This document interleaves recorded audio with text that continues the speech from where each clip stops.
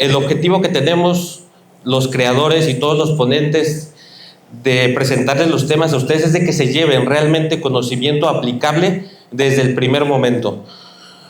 Tengo el honor de abrir este congreso con esta charla, porque a eso venimos, a hablar de hipnosis durante 4 días, y mucha gente, hipnoterapeutas reconocidos, gente que hace hipnosis de hace mucho tiempo, no lo sé, gente que vende hipnosis y no sabe qué es hipnosis, que a lo mejor cree que es un estado alterado de conciencia, o hay muchas definiciones de las que vamos a hablar. Vamos a platicar un poquito de qué es hipnosis, cómo aplicarlo en la vida diaria, y mi objetivo de esta charla es que ustedes puedan aplicar el conocimiento no solamente en sus terapias, no solamente con un cliente en el 1 a 1, sino en su vida personal. En todo en la vida es hipnosis desde mi punto de vista, y lo vamos a explicar.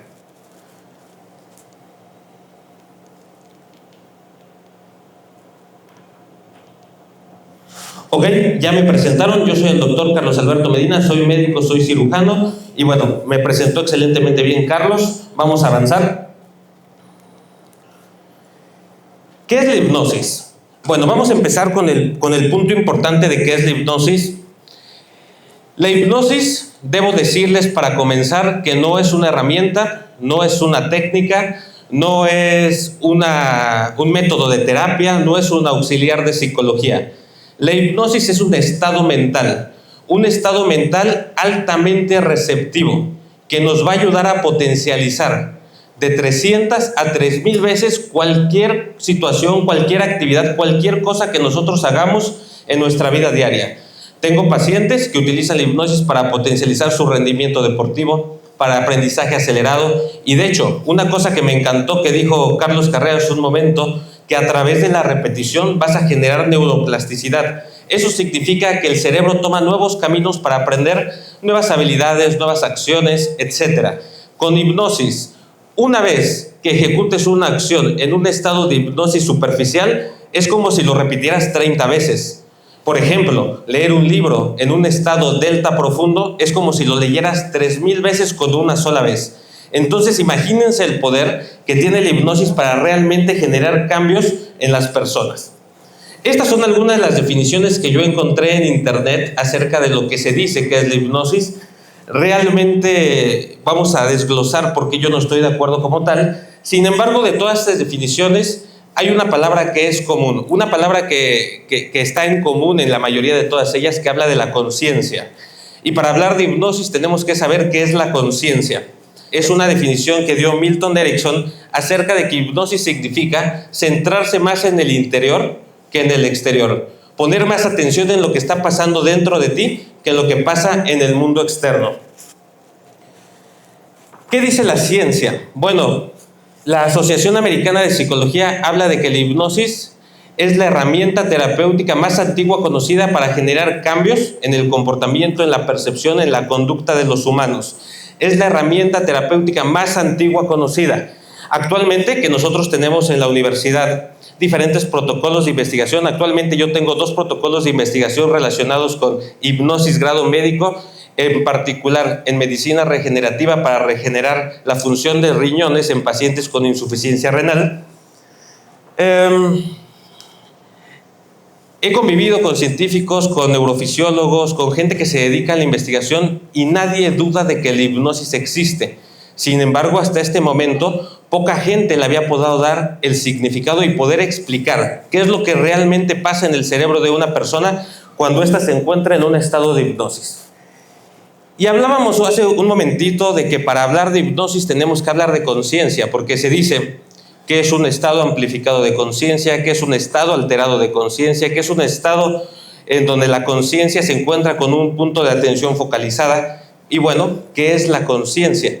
Nosotros vamos a entender como conciencia a partir de este momento, y durante los siguientes 4 días, cada que se mencione la palabra conciencia, es la capacidad de un individuo de reconocerse en la realidad, en la vida diaria, ¿de acuerdo? El que le va a dar ese aspecto ético o moral a las acciones de las personas, lo que está bien y lo que está mal. Y no vamos a entrar en que si existe el bien y el mal, simplemente vamos a hablar de que existen inclusive tipos de conciencia. Una conciencia externa para lo que todos vamos a compartir. Por ejemplo, todos sabemos que este es un puntero láser. todos estamos conscientes de que este es un puntero de láser, pero la conciencia interna es la que cada uno le da significado a las cosas. Por ejemplo, para mí, este es valiosísimo porque al mío se me había olvidado, este me lo acaban de prestar, y si no, ¿yo qué hubiera hecho en mi presentación? De tal forma que para mí esto es muy importante y le doy un valor alto en el grado de importancia. Lo que para tal vez algunos de ustedes digan, lo venden aquí afuera, no es relevante. Eso es la conciencia interna, lo que cada uno percibe como realidad y lo que cada uno va a percibir como correcto. Y para poder hacer hipnosis tenemos que entender esta parte, porque nosotros como hipnoterapeutas tenemos que meternos siempre en la realidad de nuestro paciente, de nuestro cliente, de la persona que nos viene a consultar. Vamos a hablar un poquito más adelante de ansiedad y depresión, pero si viene un paciente con esquizofrenia y dice, oye, aquí yo estoy viendo a alguien que me dice que cometa un delito, que mate a alguien, esa es su realidad, es lo que él está percibiendo. Y nosotros, el primer paso, no podemos decirle, está usted loco, eso no existe, eso no va por ahí, porque en ese momento se rompe una de las fases más importantes que tenemos que hacer para hacer hipnosis, que es el rapport o esa empatía que debemos de tener con el cliente, ¿de acuerdo? Entonces siempre tenemos que tomar en cuenta la conciencia de la persona, meternos en su realidad y sobre esa realidad debemos de trabajar. ¿Cómo hace posible el cerebro la conciencia? Y esto viene también en mi libro, en donde se llama La energía, el cambio comienza en ti, que es un libro que habla de cómo aplicar la hipnosis, este estado mental en la vida diaria, porque a veces creemos, o yo le digo a mis alumnos, estudiar hipnosis no es cualquier cosa. Aprender a hipnotizar realmente puede usted aprender a hipnotizar en 3 horas en un taller, pero hacer hipnoterapia va un poquito más allá. Entonces, el libro habla justamente de cómo aplicar este estado mental en la vida diaria, en ejemplos cotidianos, en un día que despiertas y dices, no tengo ganas de hacer nada, como que hoy me desperté con la energía demasiado baja, hoy estoy de malas, ¿qué hacer? ¿Cómo aplicar herramientas, cómo aplicar técnicas sencillas en la vida diaria? Y ahí explico justamente esta parte, de que tratar de entender la mente, tratar de entender la conciencia, tratar de entender la inteligencia de una persona, a través de cómo se venía haciendo años anteriores, en donde tenían que darle una explicación forzada, ahorita se las voy a dar, una explicación forzada de qué estructura del cerebro es la que está encargada de la inteligencia, de la conciencia, de la memoria, de los recuerdos, etc. Es como si quisiéramos entender una poesía estudiando la química de la tinta con la que se escribió. Que la tinta color azul tiene estos elementos, estos químicos para poderla fabricar, no nos dice nada. En realidad, la conciencia, la inteligencia, un pensamiento es algo que no es material, es algo que es intangible. No puedes ir al mercado y decir, dame 1 kilo de conciencia, por favor, quiero 1 kilo de inteligencia, 1 kilo de alguna emoción. Eso no se puede. Tal vez puedas ir a las vísceras y pedir 1 kilo de cerebro, ¿no? Algo así, pero eso no te va a dar ningún significado. Pero ¿cómo funciona? ¿O cómo dice la ciencia que funciona la conciencia? El puntero no se ve muy bien, pero este es un cerebro. Y está metido en nuestro cráneo, completamente aislado del medio externo. Nosotros percibimos a través de nuestros 5 sentidos, la vista, el oído, el tacto, la parte kinestésica, que es muy importante para el tema de hipnosis. Y nosotros percibimos lo que nuestros sentidos nos dicen que está. Vamos a recibir toda la información de nuestros sentidos y el primer relevo se hace en esta parte de aquí, en esta parte que se llama puente cerebral o tallo cerebral. En esta parte del cerebro se hace un primer análisis o una primera valoración si lo que estoy viendo es peligroso. Por ejemplo, si en este momento empieza a sonar la alarma sísmica y empieza un sismo, en ese momento mis sentidos detectan, el oído, la vista, empieza a detectar el movimiento, y una primera valoración en esta parte de aquí, puente cerebral o tallo cerebral, dice esto es peligroso. Y se salta todos los pasos que vamos a ver y genera una acción de emergencia, una respuesta de alerta o de supervivencia, y todos salimos. Y en ese momento todos estamos en un trance hipnótico de shock, ¿de acuerdo? Vamos a hablar un poquito más de eso. En ese momento estamos altamente sugestionables. Otro ejemplo, estás con un amigo, un familiar y de repente le hablan por teléfono y le dicen, oye, ¿sabes qué? Tu mamá, tu papá, un familiar cercano acaba de fallecer. Y entonces ves que se altera, que entra en shock y todavía lo abrazas y le dices, lo siento. Lo único que estás generando es un anclaje. Y lo está reforzando efectivamente para que al rato en el velorio todo el mundo lo abraza y todo el mundo dice lo siento, y en ese momento el paciente se viene y vamos a hablar al ratito de depresión. ¿Qué tenemos que hacer? Si sabemos que esto es lo que está pasando, así cómo funciona el cerebro, estamos en ese mismo ejemplo. Nuestro amigo recibe la llamada y entonces le decimos, bueno, a partir de este momento vas a honrar el nombre de tu papá, de tu mamá, siendo la mejor versión de ti mismo, diferente. Generas una sugestión en ese momento altamente receptivo del cerebro y lo anclas a ser la mejor versión de sí mismo. Eso pasa en este primer relevo que está en esta parte de aquí. Después viene otra estructura que se encuentra más o menos en esta zona, no es necesario que eso lo aprendan, que se llama el tálamo. El tálamo es un gestor de la conciencia porque se encarga de dejar pasar o no dejar pasar información. Ahorita todos ustedes me están poniendo atención, están escuchando esta charla, me están escuchando, me están viendo, están percibiendo lo que yo estoy diciendo. Y a lo mejor aquí afuera acaba de pasar el señor de la basura con una campanita y sus oídos sí lo escucharon. Pero el tálamo dijo, esto no es importante. Yo centro mi atención en lo que está haciendo el doctor. Y de hecho, ustedes en este momento, solamente por ponerme atención, ya se encuentran en un estado alfa de hipnosis. ¿De acuerdo? El tálamo es justamente esa parte que se encarga de gestionar lo que veo y lo que no veo. Tus ojos tienen la capacidad de ver todo. Pero si tú no focalizas tu atención, yo no había visto el extinguidor que estaba allá. Y seguramente ya pasé por ahí 3, 4 veces y no fue importante. Si ese relevo en el tálamo no existiera, nos volveríamos locos, porque estaríamos recibiendo información y estaríamos viendo todo al mismo tiempo. De hecho, esa es una de las explicaciones de lo que pasa con los niños con trastorno de déficit de atención, que ven todo al mismo tiempo y todo les llama la atención al mismo tiempo y les cuesta trabajo focalizar su atención en una sola acción. De tal forma que sí, vamos a adelantarnos y seguramente será tema de estas ponencias, el trastorno de déficit de atención tiene un excelente tratamiento a través de la hipnosis. Después de esta región del tálamo, que es ese filtro de lo que nos deja y lo que no percibe que pase, llega la información a esta parte de acá atrás, a la región posterior del cerebro, en la región occipital, en donde podríamos decir que nosotros como personas tenemos como un proyector en donde justamente se proyectan las imágenes o la película de lo que nosotros estamos viendo. Aquí, esta parte del cerebro es justamente cuando nosotros en hipnosis le decimos a un paciente, oye, necesito que visualices un bosque, que visualices algún objeto, etc. Ahí es la zona del cerebro que se enciende y que proyecta y que también tiene la capacidad de extraer recuerdos. Es por eso que en hipnosis, ¿se puede hacer hipnosis a ojos abiertos? Por supuesto que sí. ¿Se puede hacer hipnosis conversacional a ojos abiertos en un estado delta? Por supuesto que sí. Sin embargo, le pedimos al paciente que cierre los ojos. ¿Para qué? Para que de esa manera aislemos al menos el 70% de los estímulos externos y te concentres más en el interior que en el exterior, como lo decía Milton Erickson. Después de esta parte de aquí, que es donde se proyecta lo que estamos viendo, hay otra región del cerebro que se llama área de Wernicke. El área de Wernicke se encarga de integrar la película. Ya se proyectó aquí una imagen y el área de Wernicke se encarga de darle sentido. Por ejemplo, ahorita yo los estoy viendo y entonces el área de Wernicke integra todo y dice, estás arriba de un escenario, tienes un micrófono, hay gente que te está escuchando, entonces estás dando una conferencia. Esa es la región del cerebro que se encarga de darle sentido a la película, de decirte qué es lo que está pasando.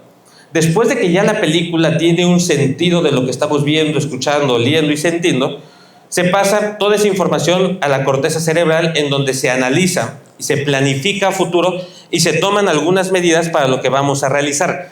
Si no es importante emocionalmente, generas una acción. Por ejemplo, yo ahorita saliendo o llegando a mi casa más tarde, voy a ir a regar mis plantitas. Entonces, como no es importante emocionalmente, yo ya lo tengo planeado, visualizado en el futuro, voy a llegar a mi casa, voy a agarrar el agua, voy a regar, pero yo voy a estar pensando en otra cosa. Realmente estoy ejecutando un movimiento mecánico, pero sin emoción. Pero, caso contrario, cuando realmente tenemos una emoción y es una acción o una actividad que sí nos interesa, se vuelve a valorar aquí, en esta parte verdecita. Esta parte verdecita se llama corteza del cíngulo, anatómicamente hablando, o factor crítico, le llaman los psicólogos. De tal forma que para entrar un paciente en hipnosis, de tal forma que para que podamos meter un paciente en hipnosis debemos saltarnos o disminuir la función de esta parte del cerebro en lo mayor posible, que se llama factor crítico o corteza cingulada. Y ahí es en donde entran nuestra técnica de hipnosis, las formas de inducción de los que nos va a hablar ahorita el maestro Pascal, diferentes mecanismos para inducir a nuestro paciente en hipnosis. De hecho, desde la plática casual, desde la plática conversacional, yo siempre a mis alumnos les digo, hipnosis conversacional es fundamental. Ustedes deben de hipnotizar a su paciente desde antes de que le digan, pásate al sillón a sentar, ya debe de estar hipnotizado. ¿Cómo lo pueden saber? De muchas formas, a través de los movimientos oculares, a través, si ya pone a flor de piel la parte sentimental, se dice que es la puerta al subconsciente y ya se encuentra al menos en un estado intermedio de hipnosis. Entonces, pasamos todo este ciclo y cuando logramos disminuir el factor crítico de la corteza cingulada, y nuestro objetivo va a ser siempre disminuirla a menos de un 10% de su capacidad, decimos que el paciente se encuentra en un estado de hipnosis. Entonces, ¿qué es hipnosis? La hipnosis es un estado natural de la mente. Todos nos hipnotizamos varias veces al día, todos entramos en hipnosis de manera normal, de manera natural. Por ejemplo, ahorita que están escuchando, por ejemplo, cuando están leyendo un libro, por ejemplo, cuando ven una película, ¿no? Cuando ven una película y realmente les apasiona esa película, sales del cine y sales sugestionado. Si fue una película de acción, sales del cine y te crees que eres Superman, crees que tú puedes hacer lo que acabas de ver, ¿no? Y si es una película de terror, llegas a tu casa y prendes la luz. No vaya a ser la de malas, aunque tú sabes que solo fue una película y que eso no existe, de todos modos la prendes, no vaya a ser, ¿no? Eso pasa porque la película está tan bien hecha que te fue llevando, te fue metiendo en un trance, te fue dejando sugestiones y todavía llegas a tu casa en un estado de hipnosis. Vamos a dividir la hipnosis para fines de esta charla en superficial, intermedia y profunda.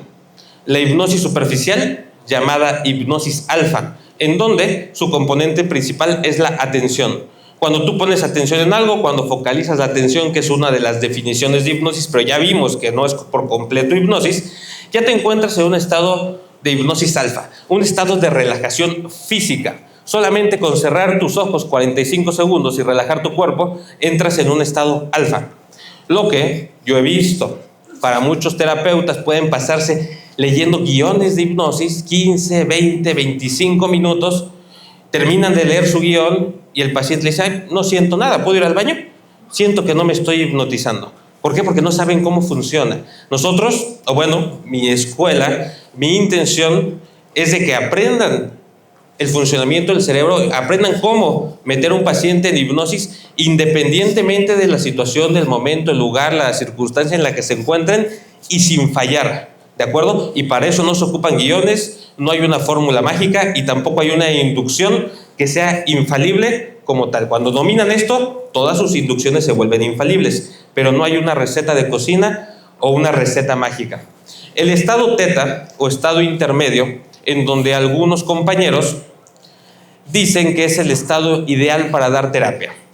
Desde mi punto particular de vista, yo siempre voy a incitar que vayamos al estado delta profundo para realmente generar cambios. Vamos a ver más adelante, hoy vamos a hablar solo de ansiedad y depresión, pero en la charla que tengo el jueves, en donde hablaremos de medicina regenerativa para insuficiencia renal, para cirrosis hepática, para, no sé, inclusive mejorar la diabetes, etcétera, tenemos que trabajar forzosamente en un estado delta profundo porque es ahí donde hay producción, liberación de células madre, aumento, disminución del estrés oxidativo, etc. El estado teta o intermedio se dice que es la puerta al subconsciente. Cuando tú estás en la entrevista con un paciente, ya estás aplicando técnicas de hipnosis conversacional, ya tienes aromas en el consultorio y el paciente empieza a llorar, o cuando le dices cierra tus ojos y vamos a respirar, y respira 2 veces y se pone a llorar, ese paciente ya está al menos en estado teta. Ya nada más disócialo para que se vaya al estado delta profundo. Esa es la importancia de conocer tanto la característica clínica que te presenta cada estado y además cómo vas a identificar cada estado de hipnosis. Y el estado delta o estado profundo lo vamos a encontrar cuando el cerebro se encuentra por debajo de 4 hercios. ¿Eso qué significa? Así como cuando vas al doctor y te ponen unos chuponcitos en el pecho para medir el electrocardiograma, existen unos chuponcitos que van en el cráneo que se llama electroencefalograma. Y ese aparato nos sirve para medir las ondas cerebrales. Cada onda, así una ondita, cuenta por 1. Cuando hay menos de 4 ondas o 4 hercios en un segundo, se dice que el cerebro está en ese estado de hipnosis profunda. Ese es el estado ideal desde mi punto de vista para trabajar todo tipo de terapias, terapia psicológica, terapia médica, terapia emocional. Nosotros siempre debemos tratar de llevar a nuestro paciente a ese estado de hipnosis. ¿Y luego qué pasa? Bueno, podemos dividir la hipnosis en dos grandes ramas y de ahí vamos a empezar a hablar de ansiedad y depresión. O muy relajado, sistema parasimpático, o muy estresado, sistema simpático. Normalmente, la mayoría de los terapeutas quieren trabajar a través de la relajación, pero hay pacientes que les cuesta trabajo relajarse, sobre todo el paciente ansioso. El paciente ansioso que toda su vida su esposo, su mamá, todo el mundo le dice, relájate, ya no te estreses tanto, ya relájate. Llega con nosotros al consultorio y le decimos, relájese. Bueno, en ese momento, entonces tenemos que saber que podemos trabajar hipnosis o con mucha relajación, estado parasimpático, o con estrés, como el ejemplo que les puse, alarma sísmica, todos nos levantamos, entramos en shock y salimos, ¿de acuerdo? Ese es un estado de hipnosis también. Entonces vamos a tener estado de hipnosis o en un estado de peligro, huida, una situación peligrosa, o en un estado de relajación extrema. A través del sistema de relajación se activa un sistema que se llama del nervio vago, que también tiene efectos físicos de sanación y de curación de algunas enfermedades, por ejemplo, modulación del dolor, que también se controla dentro de esta parte de aquí. Hablábamos del giro del cíngulo que está aquí, que es la puerta al subconsciente. Y ese es otro de los puntos importantes que quiero que queden claros para poder iniciar con este congreso. Todo el mundo que habla de hipnosis dice el subconsciente, y que es el subconsciente, y que vamos a trabajar con el subconsciente, y que la respuesta está en el subconsciente. Oye, ¿pero qué es el subconsciente?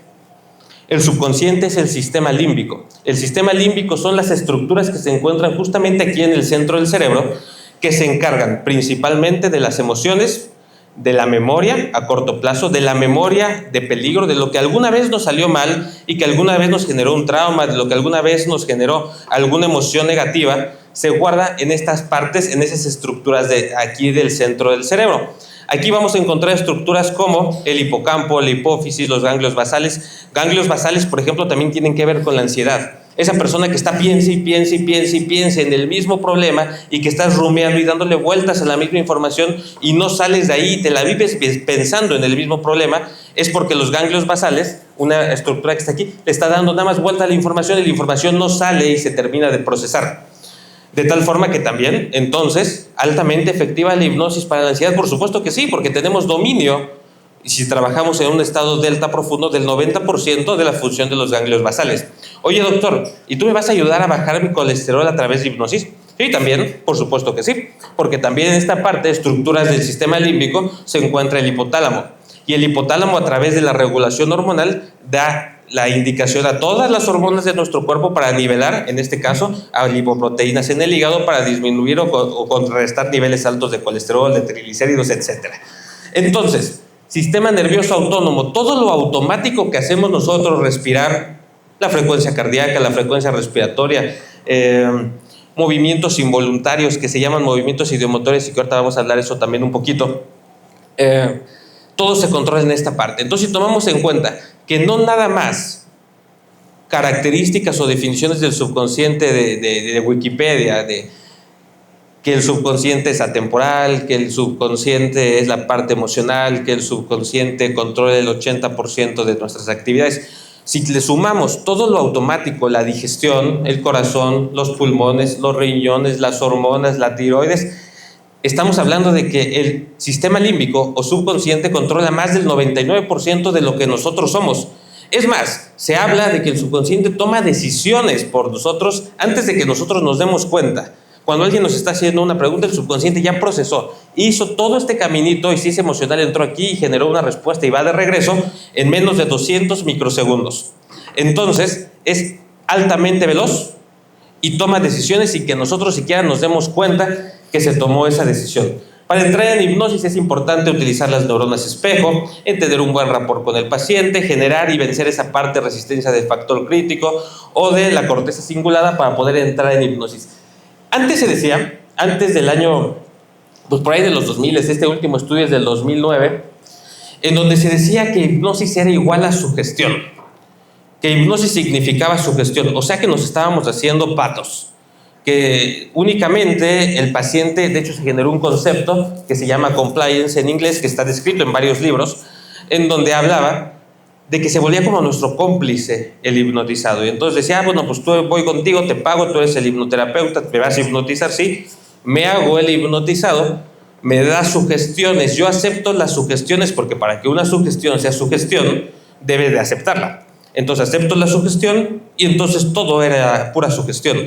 Ya está demostrado a través de imágenes de resonancia magnética funcional, de magnetoencefalograma, que no es así. Realmente se activan estructuras del cerebro diferentes a las de un paciente en un estado de alerta. De hecho, eso se llama red neural por defecto.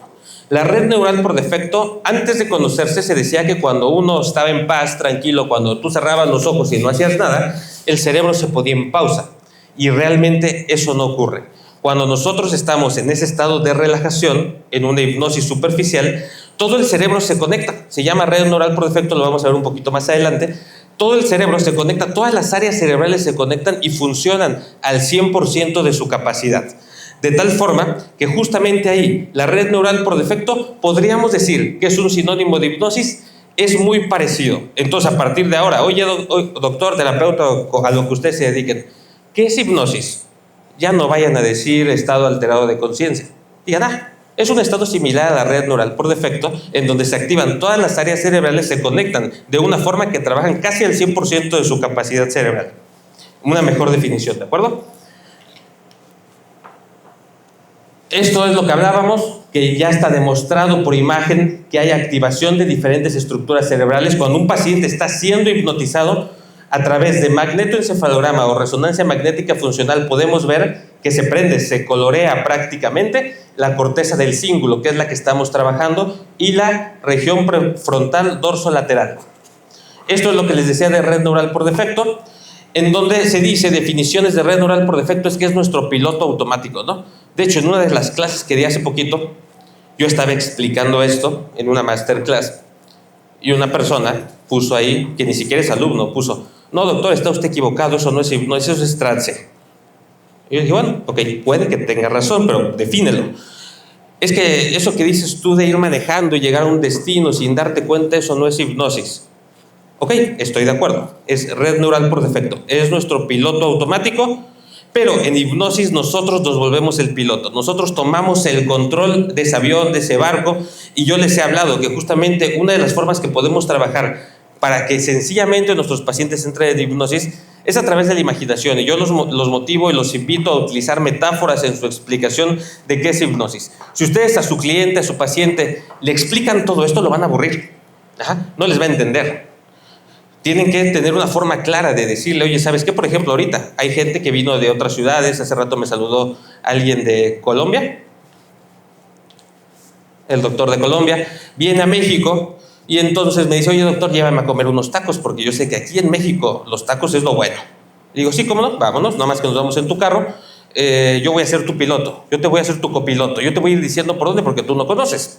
Yo te voy a decir aquí la segunda que es a la derecha, todo derecho, vuelta a la izquierda, el siguiente semáforo, y ahí va a estar la taquería. Si tú sigues mis indicaciones, vamos a llegar a los tacos y vamos a comer delicioso. Si tú no sigues mis indicaciones, no vamos a llegar a ningún lado, o al menos a donde queremos llegar. Eso es hipnosis. Así yo se los explico a mi paciente y de esa forma puedo trabajar. Resolvemos dudas, generamos un buen rapport, esa imaginación o esa imaginería que él ya se está imaginando que va en el carro y que unos tacos y el semáforo, todo eso ya lo empieza a meter en un trance hipnótico. Esto es la red neural por defecto, y las características de la red neural por defecto nos habla de que es conjunto de regiones cerebrales que trabajan al mismo tiempo, regula las emociones, toma decisiones y recupera recuerdos. Se activa cuando la atención está más en el interior que en el exterior. ¿Les suena parecido? Se distribuye en la zona medial de los lóbulos temporal, parietal y prefrontal, que fue justamente esta región que fue la que les expliqué al principio, y fue descubierto en 1990 en la Universidad de Washington. Tenemos que ser muy claros con las expectativas del paciente, porque a veces creen que va a ser como en la imagen, que viene a consulta de hipnosis y uno le va a decir duerme. Y entonces con eso van a sanar enfermedades, se van a curar. Yo dije, porque dije y está grabado, que atiendo pacientes con insuficiencia renal, van a venir y van a creer que yo voy a hacer esto y el riñón va a volver a funcionar. No funciona así, no trabaja así, ¿de acuerdo? Entonces tenemos que ser muy claros con el paciente de lo que es, de lo que no es hipnosis, de que tal vez la experiencia se parezca un poco a como cuando soñamos despiertos, como cuando estamos y nos vamos y empezamos a un estado de ensoñación, como soñar despierto, más o menos eso se puede parecer al trance hipnótico. De hecho, el paciente hipnotizado prácticamente no siente efectos del trance hipnótico. Tal vez el más frecuente, o lo que yo he visto más frecuente que se repite con los pacientes, es la alteración en la percepción del tiempo. Podemos trabajar 3 horas en terapia, que es más o menos lo que yo me tardo en una consulta, y el paciente dice, yo sentí que fueron 15 minutos, ¿ok? Más o menos eso es lo que él va a sentir y se lo tenemos que explicar. ¿Eso es una ley? No, no es una ley, cada paciente es diferente. ¿Hay mecanismos para comprobarlo? Por supuesto que sí. Por ejemplo, si tenemos un paciente retador, un paciente resistente que quería comprobar que estaba en hipnosis, bueno, justamente cuando estamos en el trance más profundo le decimos, ok, bueno, terminamos la sesión, abre tus ojos. Y digo, pásate por favor a esta silla. Y se queda así, no se puede mover. Tiene el cuerpo muy pesado, está completamente relajado y no se puede levantar del sillón. Y dice, ¿qué es lo que está pasando? Ah, perdón, cierra tus ojos y ya lo sacas normal. Esa es una forma de la que él sienta que realmente hubo un trance, hubo algo diferente, pero no es necesario. ¿Qué tenemos que hacer para que un paciente entre en hipnosis? Ya dijimos cerrar los ojos. El cerrar los ojos justamente bloquea el 70% más o menos de los estímulos externos, bloquea el tálamo de los estímulos externos y entonces es a partir del tálamo que se extraen los recuerdos y una persona se concentra más en el interior que en el exterior. Se activa la parte posterior del cerebro, que era la parte de visualización, lo que yo les decía como pantalla holográfica. La información va a acceder de manera parcial en hipnosis al subconsciente, en un estado superficial. Esta imagen la voy a poner así porque también en las clases que he dado recientemente hay gente que ha hablado que habla de que las escuelas recientes de hipnosis ericksoniana dicen que hay que trabajar en el estado hipnótico que el paciente te lo permita. Que si el paciente permite trabajar en un superficial, pues trabajes en superficial, si se mete profundo, pues que lo hagas profundo, y que es lo mismo.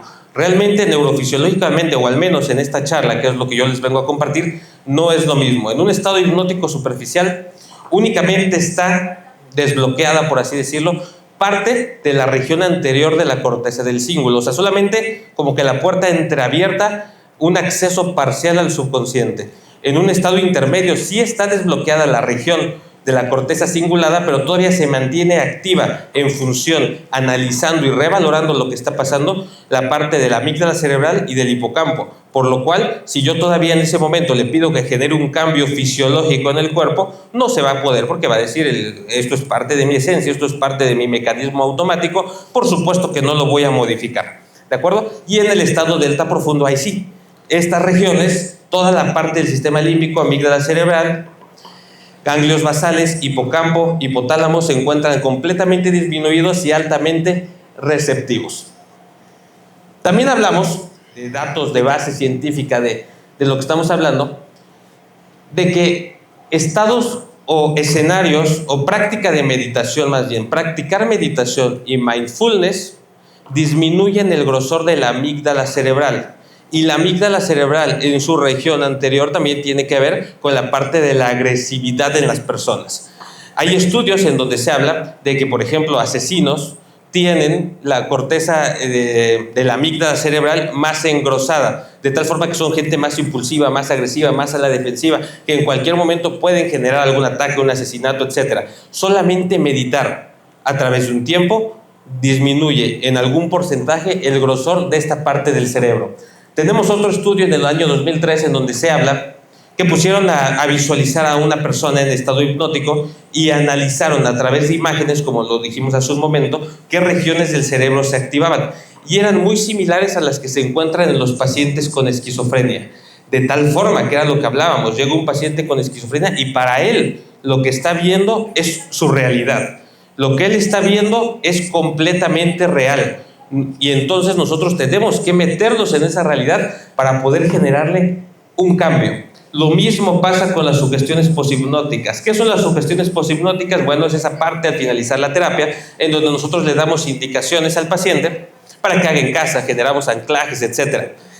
Cuando se genera ese anclaje, cuando se activa esa orden poshipnótica, regiones del cerebro se activan como si estuviera en hipnosis, como si estuviera pasando en el momento en el que se instauró esa sugestión poshipnótica. Entonces no se está haciendo pato cuando le dices todas las mañanas, cuando te despiertes y pases por debajo de una puerta, o te mires en el espejo, o te tomes un vaso de agua, te vas a sentir tranquilo.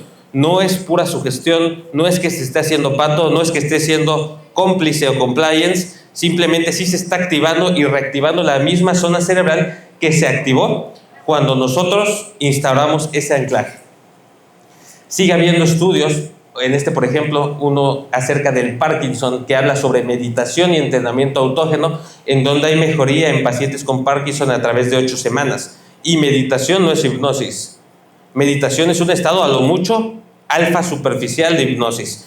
Entonces, si nosotros estamos y eso es multiplicar 30 veces el resultado, 300 veces intermedio, 3000 veces estado delta profundo. Eso significa que pues nada más hay que hacer el cálculo matemático para ver los resultados que podemos obtener con un paciente con Parkinson. Yo los he tenido, por supuesto que sí, la mejoría es muy considerable, al menos en los síntomas desde su primera o segunda consulta.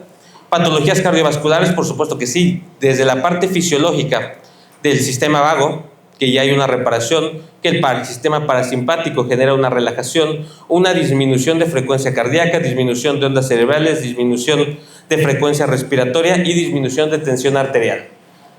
Cambios en la inflamación, enfermedades crónicas, todas las enfermedades inflamatorias, enfermedades que tengan relación con el dolor, por supuesto son altamente susceptibles de tratamiento con hipnosis. Gastrointestinales y respiratorias ya vimos al principio por qué sí, porque se controlan a través del sistema nervioso autónomo dentro del sistema límbico o subconsciente. También aplicaciones en otorrinolaringología, en síndrome de Meniere o en vértigo, excelentes resultados, y también con pacientes con problemas de la piel, dermatitis nerviosa, etc. Tengo un paciente que recientemente traté esta semana con psoriasis y también muy buena respuesta a través de la hipnosis. Con insomnio se vio que no había gran diferencia entre un estado hipnótico y únicamente utilizar técnicas, por ejemplo, la relajación progresiva de Jacobson, que a final de cuentas es un método de inducción y a final de cuentas es hipnosis, ¿no? Pero ellos reportaron que no encontraron diferencia entre trabajar con hipnosis y únicamente trabajar con relajación progresiva de Jacobson. Vamos a empezar con ya la parte final de esta charla hablando de un poquito sobre depresión y ansiedad. ¿Qué es la depresión y qué es la ansiedad? Bueno, podemos definirlo y podemos verlo desde el punto de vista psicológico. Yo no soy psicólogo, entonces no voy a verlo desde ese punto. Pero podemos decir que lo mismo, podemos catalogarlo en dos grandes grupos, el estado simpático y el estado parasimpático. Cuando estás con mucho estrés, con mucha alerta, estás en un escenario de ansiedad. Cuando tienes pensamientos sobre el futuro, cuando vives en ese tiempo alterado, pensando en lo que va a pasar mañana, en lo que va a pasar al rato, en lo que va a pasar ahorita que baje de la conferencia, eso es ansiedad. Tener tu energía puesta en el futuro, no focalizada en el momento, en el presente, en lo que estás haciendo en ese momento. Por eso técnicas como mindfulness que se evocan a centrarte en el presente pudieran ser efectivas, pero pues son más efectivas si ya lo haces a través de un trance formal relacionado con hipnosis. Y la depresión tiene que ver con el estado parasimpático, con ir lento, con no querer que avance el tiempo, con un escenario disociado de la mente. Entonces, simpático estrés, parasimpático depresión, aunque no son lo mismo y ya vimos que son prácticamente polos opuestos, lo vamos a encontrar frecuentemente en el mismo paciente. Están oscilando en los diferentes estados porque de repente llega un paciente y dice, yo tengo depresión, pero al mismo tiempo tengo ansiedad y de repente me da ansiedad y no puedo dormir, pero toda la semana me la paso deprimido. Y es un círculo vicioso hormonal que está dando vueltas y que lo está metiendo en un estado de ansiedad, en un estado de depresión y además no duerme, alteraciones en la melatonina, aumento de cortisol y entonces es un círculo vicioso entre estrés, insomnio, depresión y el paciente se mantiene en ese estado todo el tiempo. Vamos a ver este esquema en donde hablamos justamente de esta parte del estrés. recibimos los estímulos externos, como ya vimos, a través de nuestros sentidos. El estrés va a bloquear esta parte de la amígdala cerebral, se va a activar a través del bloqueo de la amígdala cerebral recuerdos de estrés del pasado, de cosas que ya hemos vivido que han sido contraproducentes para nosotros, lo va a comparar con esa memoria a largo plazo. Se va a estimular el hipotálamo y va a estimular la hormona liberadora de corticotropinas, que va a estimular a su vez la hipófisis a otra hormona que se llama la ACTH, hormona liberadora de corticosteroides, y va a estimular aquí diferentes tipos hormonales, la tiroides, los ovarios, los testículos, las glándulas suprarrenales. Cuando llega a estimular las glándulas suprarrenales, aumenta el cortisol y la adrenalina. El cortisol es desinflamatorio, pero a largo plazo se vuelve estrés crónico. Después de 3 o 4 semanas, es otra charla que va a dar mi maestro, el doctor Roberto, al rato de epigenética. El estrés crónico empieza a generar cambios y ese estrés crónico provoca disminución del sistema inmune, enfermedades inmunológicas, inflamación crónica, dolor crónico. Por acá nos vamos a ir a la fibromialgia. También más de 3 o 4 semanas y generando cambios a través de ese estrés crónico, disminuyen los linfocitos T, genera inmunodeficiencias. Ese mismo estrés repetitivo te va a hacer vulnerable a la ansiedad, la fobia, bipolaridad, insomnio, déficit de atención, enfermedades metabólicas por inflamación crónica, como la diabetes, dislipidemia, problemas del hígado, ácido úrico, hipertensión arterial. Esto mismo, al estrés repetitivo, estar acumulado tanto estrés, tanto cortisol por más de 21 días, te va a llevar a una depresión por disminución de serotonina y dopamina. Y ahí también llega un paciente con nosotros a hipnosis por depresión. No nada más es la terapia, hay que hacer una valoración integral para buscar realmente los orígenes y las causas del problema. Y yo he tenido pacientes que podemos mejorar la depresión mejorando, por ejemplo, su flora intestinal. Únicamente revitalizando, restaurando la flora intestinal, que es uno de los encargados del sistema nervioso entérico de producir serotonina, que los síntomas de depresión empiezan a mejorar. Y la depresión crónica pues nos va a llevar también a enfermedades o patologías relacionadas con dolor crónico. Todo esto es lo que va a pasar en ese círculo vicioso del cual hoy estamos hablando. Pero ¿qué pasa con la hipnosis? La hipnosis va a generar una reprogramación, va a aumentar la resiliencia del paciente, va a razonar, va a vivir el evento en hipnosis, un estrés en reposo, de tal forma que va a revivir, vamos a hacer regresiones para buscar el origen del problema, pero sin generar un cambio físico o una alteración física. Vamos a través de la relajación a activar el neurotransmisores del sistema nervioso autónomo a través del sistema vago, que va a tener repercusión en el sistema cardiovascular, respiratorio, inmunológico, hormonal, aumentando dopamina, serotonina, endorfinas, oxitocinas y llevarnos a la salud. Entonces, no es de que nos estemos inventando nada, no es de que estemos haciéndonos tontos con la hipnosis. Realmente hay un fundamento de lo que pasa neurofisiológicamente, de lo que pasa hormonalmente, de lo que pasa químicamente en el cerebro. Y como tratamiento de ansiedad y depresión, mi sugerencia es siempre ir al origen. Siempre debemos de hacer las regresiones buscando el origen sin hacer diagnósticos. Nosotros no trabajamos con diagnósticos, nosotros trabajamos con síntomas. De tal forma que si llega el paciente y dice, es que yo tengo una depresión mayor y ya estoy diagnosticado y voy con el psiquiatra y ya tengo todos estos medicamentos y además de depresión mayor tengo distimia y tengo un chorro de diagnósticos y eso que yo soy médico, nosotros le vamos a decir, ok, lo vamos a escuchar, vamos a hacer el interrogatorio, pero vamos a estar atentos a las palabras clave que nos dice. Oye, y cuando te da tu depresión, ¿qué pasa? ¿Qué sientes? No, pues es que siento que se me agita el corazón, no tengo ganas ni de levantarme de la cama. Esa es la palabra clave, ni de levantarme de la cama. De tal forma que en la regresión, cuando nosotros vayamos a buscar, vamos a ir, oye, quiero que me muestres el momento en donde inicia tu problema, en donde no te quieres ni levantar de la cama. Esa es la forma en la que el cerebro asocia químicamente realmente el origen del problema. Si nosotros vamos y queremos hacerle más diagnósticos de los que trae y le decimos, no, es que yo creo que yo creo que lo tuyo es depresión estacional. Quiero que vayas al momento en donde empezó tu depresión estacional. A lo mejor sí nos va a mostrar un momento, por supuesto, va a generar una imagen, sobre todo, va a ser una asociación de eventos. Sin embargo, no va a ser el origen real del problema y el paciente va a tener una recaída. Tenemos que ir por cada uno de los síntomas. Si en el interrogatorio encontramos que no se quiere ni parar de la cama, que siente que el corazón se sale de su pecho, que siente que le explota la cabeza y que quiere salir corriendo, vamos a ir a hacer una regresión por cada una de esas palabras clave y de esos eventos importantes que nosotros vamos a prestar mucha atención para realmente borrar el problema de origen. Y para cerrar esta parte y esta recomendación del tratamiento, no nada más se trata de borrar el programa negativo. Hay que instaurar un programa positivo en el hueco o en el espacio de donde borramos la emoción de un evento.